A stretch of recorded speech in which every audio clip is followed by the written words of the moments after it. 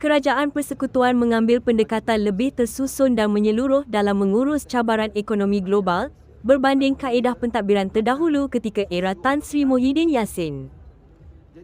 Setiausaha Politik Menteri Kewangan, Muhammad Kamil Abdul Munaim berkata, koordinasi dasar antara kerajaan persekutuan dan negeri ketika ini dilihat lebih sistematik melalui pelaksanaan mesyuarat berkala membabitkan semua pihak berkaitan. Katanya, amalan itu menunjukkan perubahan ketara berbanding situasi pada peringkat awal pandemik COVID-19 apabila penyelarasan bersama kepimpinan negeri tidak dilaksanakan secara menyeluruh.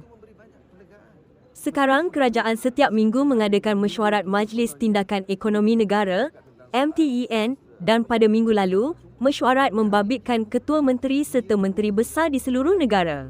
Ini berbeza dengan pendekatan Muhyiddin dulu, buat mesyuarat COVID-19 tak pernah panggil semua pemimpin negeri, tetapi hari ini kita tunjuk sikap berbeza, katanya selepas menghadiri Rumah Terbuka Perpaduan Raya Segayung di Gurun Jaya pada Ahad.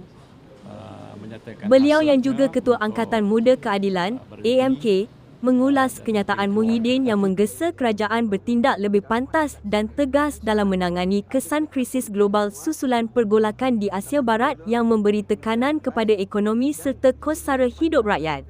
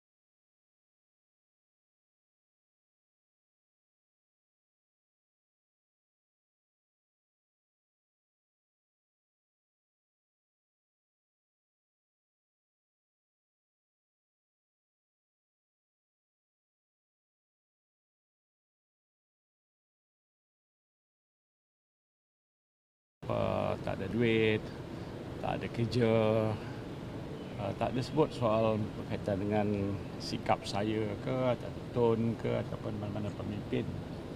Kerana walaupun beliau tidak lagi menganggotai sebagai ketua Sri Kandi, dia masih duduk di dalam majlis pimpinan tertinggi.